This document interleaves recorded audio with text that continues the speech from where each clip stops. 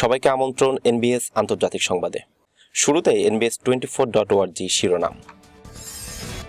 ভারতে এবার গরু মন্ত্রণালয়, গড়ে তোলা হবে অভয়ারণ্য বা গোশালা। এশিয়া প্যাসিফিকে বিশৃঙ্খলা সৃষ্টি করছে যুক্তরাষ্ট্র, চীনের অভিযোগ। এবার আদালতে ধাক্কা খেল বিজেপির লাভ জিহাদ, বিচারক বললেন প্রাপ্তবয়স্করা জীবনসঙ্গী বাঁচতেই পারেন। বাইডেন এরদোগান দুস্তি নাকি শত্রুতা। যুক্তরাষ্ট্র রাশিয়ার পারমাণবিক চুক্তি আরও 5 বছর বাড়ানোর জোর দাবি। এবং সবশেষে জানাবো 3 ইরানিকে ফেরত দিয়ে ইসরায়েলি গুপ্তচরকে নিয়ে গেল অস্ট্রেলিয়ার বিমান। দর্শক, এতক্ষণ শুনছিলেন শিরোনাম, এবার বিস্তারিত। ভারতে এবার গরু মন্ত্রণালয়, গড়ে তোলা হবে অভয়ারণ্য বা গোশালা। বাঘ, সিংহ, হাতি, গন্ডারের জন্য অভয়ারণ্য আছে, কুমির প্রকল্প আছে, কিন্তু গরুর জন্য অভয়ারণ্য? হ্যাঁ, চমকে উঠবেন না। ভারতই এই ক্ষেত্রে বিশ্বকে পথ দেখাচ্ছে, আর ভারতকে পথ দেখাচ্ছে মধ্যপ্রদেশ। ভারতের মধ্যপ্রদেশে গরুদের নিরাপত্তার জন্য বিশেষ গু মন্ত্রণালয় গঠিত হয়েছে। গরু মন্ত্রণালয়ের সঙ্গে ঘনিষ্ঠ সংশ্লিষ্টতা থাকবে আরও 6টি মন্ত্রণালয়ের। সেগুলো হলো পশুপালন, বন, পঞ্চায়েত, কৃষি, অর্থ ও স্বরাষ্ট্র মন্ত্রণালয়।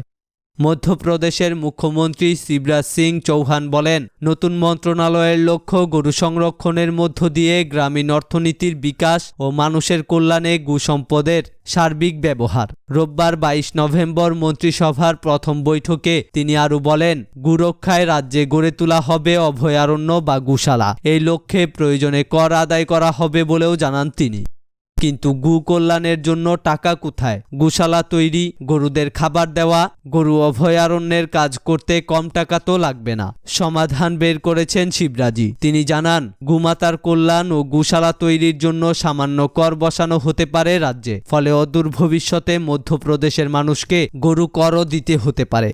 এই কর থেকে প্রাপ্ত অর্থ দিয়ে গরুর অভয়ারণ্য বা গোশালা তৈরির অর্থ তা রক্ষণাবেক্ষণের জনবল ও তাদের বেতন ভাতা দেওয়া হবে বলে জানান মুখ্যমন্ত্রী। তিনি বলেন, ধর্মপ্রাণ হিন্দু দিনের প্রথম রুটি গরুকে খাওয়ান, রাতের শেষ রুটি দেন কুকুরকে। এভাবেই জীবে প্রেমের মধ্য দিয়ে ঈশ্বরের সেবা হয়। সেজন্যই মানুষকে এগিয়ে আসতে হবে। গরু কর নেওয়া হবে আগামী বছর থেকে।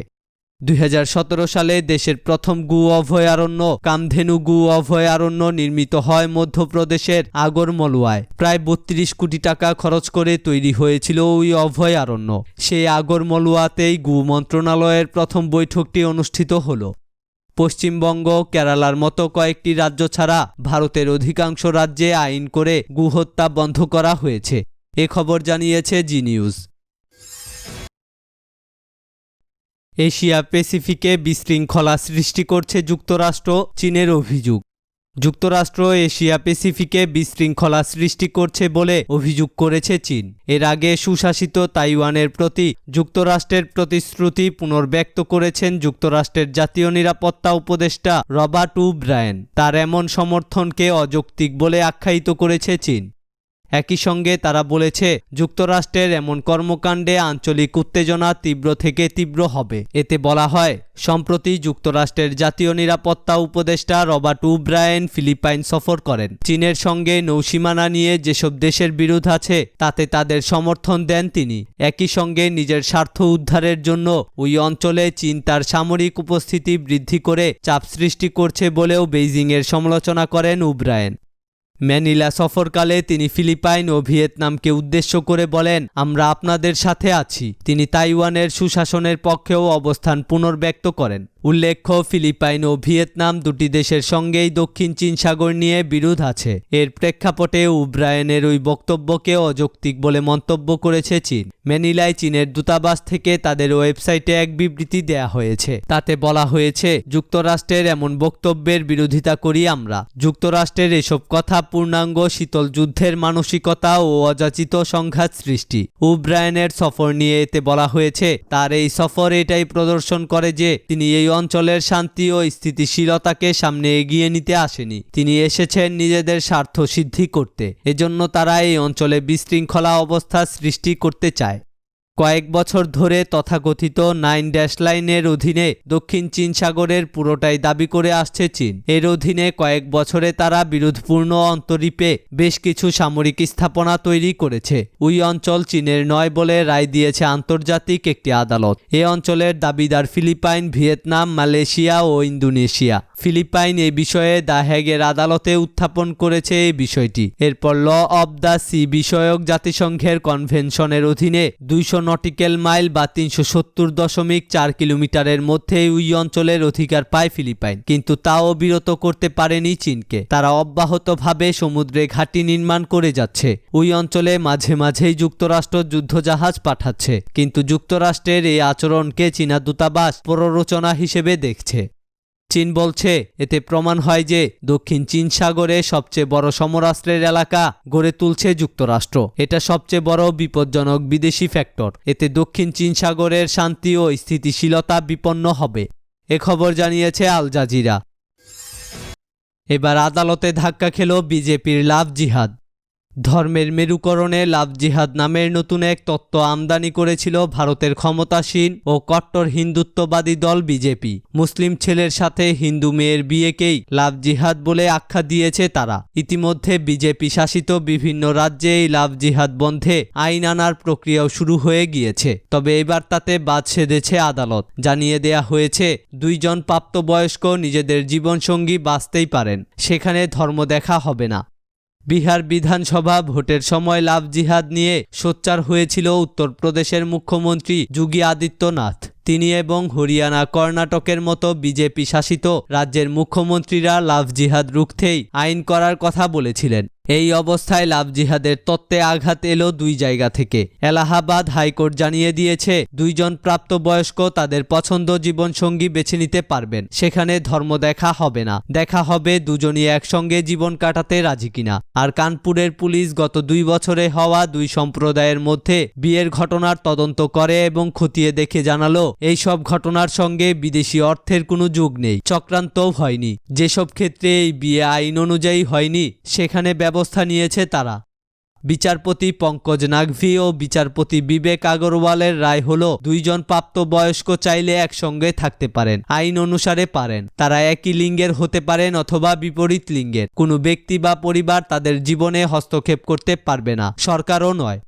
এদিকে কানপুরের পুলিশ জানিয়েছে গত 2 বছরে সেখানে ভিন্ন ধর্মের বিয়ের 14টি ঘটনা ঘটেছিল। প্রতিটি তারা তদন্ত করে দেখেছে। 3টি ক্ষেত্রে ছেলে নিজের নাম বদলে দিয়েছিল, দেখাতে চেয়েছিল সে মেয়েটি ধর্মের। তাদের বিরুদ্ধে ব্যবস্থা নেওয়া হয়েছে। বাকি ক্ষেত্রে মেয়ের বিয়ের বয়স হয়নি বলে আইনি ব্যবস্থা নেওয়া হয়েছে। কানপুরের ইন্সপেক্টর জেনারেল মোহিত আগরওয়াল সংবাদ মাধ্যমকে জানিয়েছেন এখনো পর্যন্ত বিশেষ তদন্তকারী দল চক্রান্তের কোনো হদিশ পায়নি। সংগঠিতভাবে এরকম কাজ করা হয়েছে এমন কথাও বলা যাচ্ছে না। এর পিছনে বিদেশি অর্থ আছে তার প্রমাণও মেলেনি। এ খবর জানিয়েছে এনডিটিভি ও নিউজ 18। বাইডেন এরদোগান দুস্তি নাকি শত্রুতা? রাশিয়াকে নিয়ন্ত্রণ করতে ন্যাটোর মিত্র তুরস্ককে যুক্তরাষ্ট্রের কাছে টানা প্রয়োজন। একই সঙ্গে ইরানকে কাউন্টার দেওয়ার জন্যও তুরস্ককে মিত্র হিসেবে কাছে পাওয়া প্রয়োজন। শুধু এখানেই শেষ নয়, মধ্যপ্রাচ্যে আরও সব জটিল সংকট আছে, তার সমাধানে তুরস্ককে পাশে পাওয়া প্রয়োজন যুক্তরাষ্ট্রের। কিন্তু যুক্তরাষ্ট্রে আসন্ন বাইডেন প্রশাসন যেসব পররাষ্ট্রনীতিকে অগ্রাধিকার দেবে এবং তাদের যে বিশ্ব দর্শন হবে তার সঙ্গে তুরস্ক সরকারের অনেক ইস্যুতেই সংঘাত দেখা দিতে পারে। এ খবর দিয়ে অনলাইন এক্সিউজ লিখেছে এসব ইস্যুতে বাইডেন ও তুরস্কের প্রেসিডেন্ট রিসেপ তাইয়েপ এরদোগানের মধ্যে দেখা দিতে পারে উত্তেজনা। কারণ ইরানের উপর অবরোধ দিয়েছিলেন যুক্তরাষ্ট্রের প্রেসিডেন্ট ডোনাল্ড ট্রাম্প, কিন্তু সেই অবরোধ সত্ত্বেও ইরানের সঙ্গে তুরস্ক তার ব্যবসা পরিচালনা করে যাচ্ছিল। তারা রাশিয়ার কাছ থেকে ক্ষেপণাস্ত্র প্রতিরোধ ব্যবস্থা S-400 কিনেছিল।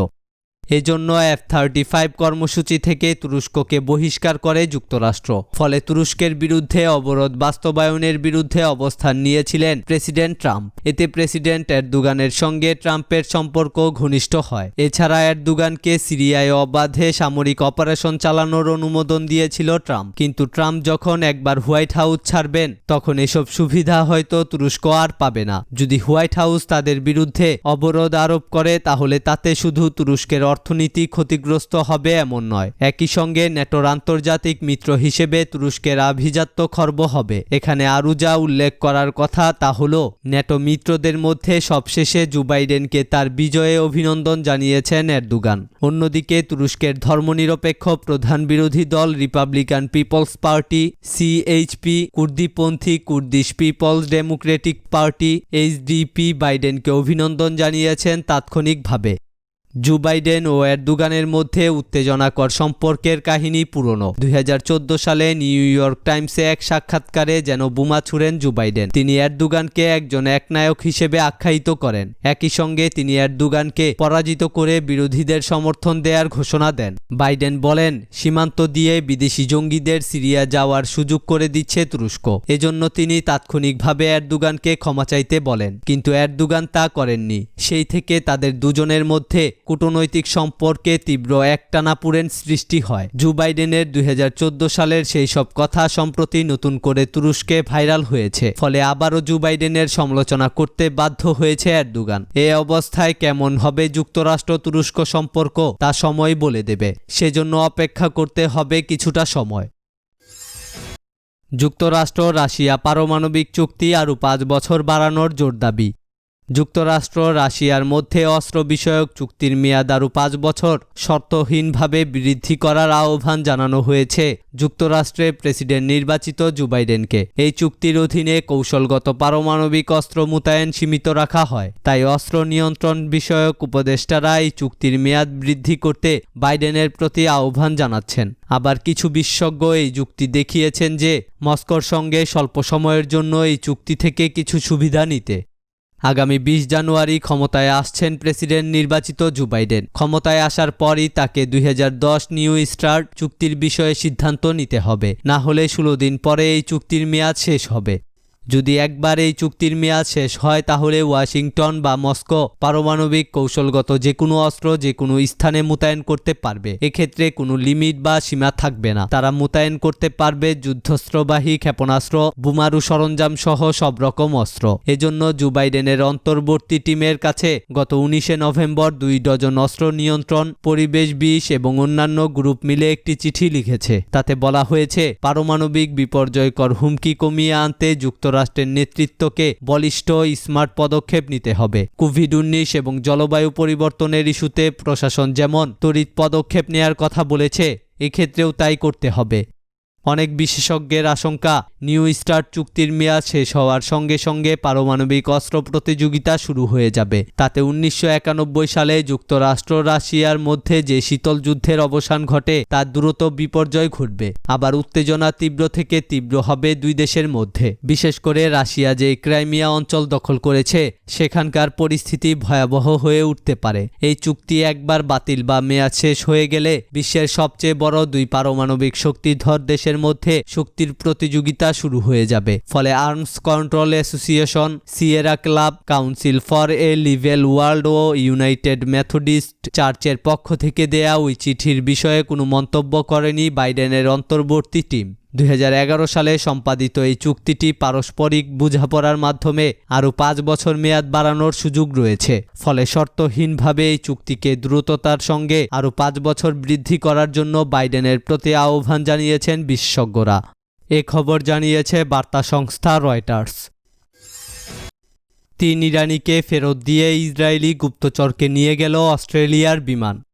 দখলদার ইসরায়েলের গুপ্তচর কাইলি মুর গিলবার্টের মুক্তির বিনিময়ে 3 জন ইরানি ব্যবসায়ী মুক্তি পেয়েছেন। অস্ট্রেলিয়ার একটি বিমান ইরানের 3 নাগরিককে তেহরানে পৌঁছে দেওয়ার পর কাইলি মুর গিলবার্টকে সঙ্গে করে নিয়ে গেছে। কাইলি মুর গিলবার্ট অস্ট্রেলিয়া ও ব্রিটেনের নাগরিক, তবে কাজ করতেন দখলদার ইসরায়েলে গুপ্তচর বাহিনী আমানের হয়ে। ইরানের যে 3 জন নাগরিক মুক্তি পেয়েছেন তাদেরকে নিষেধাজ্ঞা ভেঙে ব্যবসা করার মিথ্যা অভিযোগে আটক করা হয়েছিল। মুক্তিপ্রাপ্ত ইসরায়েলি গুপ্তচর প্রথমে খ্রিস্টান ধর্মের অনুসারী ছিলেন, পরে তিনি ইহুদিবাদীদের সঙ্গে যোগ দেন। ইসলাম নিয়ে গবেষণার কথা বলে তিনি প্রথমে ইরানে ধর্ম ও মাযহাব বিষয়ক বিশ্ববিদ্যালয়ের সঙ্গে সম্পর্ক গড়েন। ইরানে প্রথম সফরে তিনি কোনো ধরনের গুপ্তচর বৃত্তি করার চেষ্টা করেননি, কিন্তু পরবর্তীতে তার আসল কাজ শুরু হয়। ইরানের গোয়েন্দা বাহিনী গবেষক বেশি নারীর লক্ষ্য, উদ্দেশ্য ও তৎপরতা সম্পর্কে বিশদ তথ্য সংগ্রহ করার পর 2018 সালের 21 সেপ্টেম্বর তাকে গ্রেফতার করে। এরপর আদালতে অপরাধ প্রমাণিত হওয়ায় তাকে 10 বছরের কারাদণ্ড দেওয়া হয়। 2 বছর কারাভোগের পর ইরান সরকার তাদের 3 নাগরিকের বিনিময়ে তাকে মুক্তি দেওয়ার সিদ্ধান্ত নেয়। দর্শক, এই ছিল এখনকার মতো। আমাদের পরবর্তী সংবাদ দেখার আমন্ত্রণ জানিয়ে বিদায় নিচ্ছি আমি শফিউল আলম আরাফ।